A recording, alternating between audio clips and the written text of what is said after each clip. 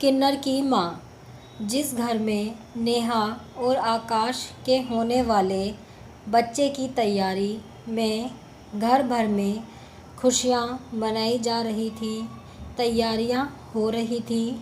हर एक सदस्य इस नए मेहमान के आने का इंतज़ार बेसब्री से कर रहा था।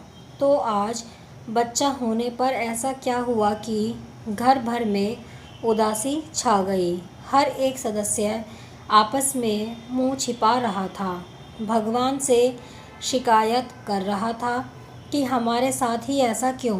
उधर जब नेहा प्रसव पीड़ा के बाद होश में आती है तो अपने बच्चे को गोद में लेना चाहती है, उसे छाती से लगाना चाहती है, उसे दूध पिलाना चाहती है, पर कोई उसे ठीक से कुछ बता ही नहीं रहा था कि क्या बात है। उसका मन आशंकाओं से भर गया। तब उसने अपनी सास सरोज जी से बच्चे के बारे में पूछा तो सरोज जी ने उसे बच्चे की हकीकत बताई।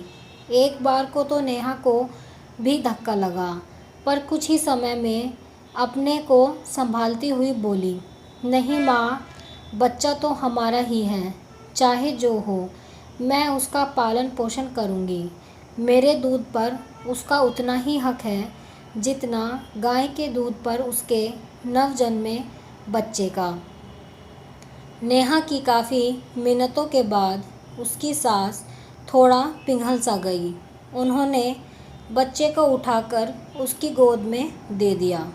बच्चे का मासूम चेहरा देखकर नेहा की ममता तड़प उठी। उसने बच्चे को ढेर सारा प्यार किया और दूध पिलाने ही वाली थी कि किन्नर समाज के लोग बच्चे को लेने आ गए और ज़बरदस्ती बच्चा अपने साथ ले जाने लगे। परिवार वालों में से कोई कुछ ना कर सका, पर नेहा ने अपनी ममता की दुहाई दी। उसकी पीड़ा के अश्रु उसकी आंखों और उसकी छाती दोनों से बह रहे थे। उसकी यह दशा देखकर किन्नर समाज की महारानी पद्मा को अपना बचपन याद आ गया कि किस तरह से उसको भी उसकी माँ से अलग कर दिया गया। उसकी माँ भी तरसती रही और उसका तो जैसे सारा जीवन ही यातनाओं में बीत गया। सोचने लगी, कहने को तो दूसरों की खुशियों में जीते हैं हम, हंसते हैं, गाते हैं, पर क्या किसी ने हमारा दिल पढ़ा है, हमारी व्यथा जानी है? क्या हम खुद के लिए खुश नहीं हो सकते? ऐसे अनेक सवाल उसके दिमाग में चलने लगे। हमारा क्या कसूर है जब ईश्वर ने ही 3 तरह के इंसान बनाए हैं, पुरुष, स्त्री और हम किन्नर लोग।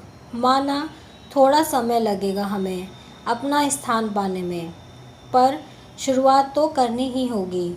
और अब तो सरकार ने भी हर जगह हमारी मान्यता थर्ड जेंडर के रूप में दे ही दी है, तो क्यों हम इस व्यवस्था को नहीं बदलते? और कब तक नहीं बदलेंगे? उसने सोचा, आज से ही ये एक अच्छी शुरुआत करते हैं। ऐसा सोचकर उसने नेहा की गोद में उसका बच्चा वापस डाल दिया और बोली, ले पाल ले अपना बच्चा, मिटा ले अपने दूध की तड़प, पर देख इसको भी आम बच्चे जैसा ही पालना, पढ़ाना, लिखाना, क्योंकि इन सब पर इसका भी इतना ही हक होता है जितना और बच्चों का।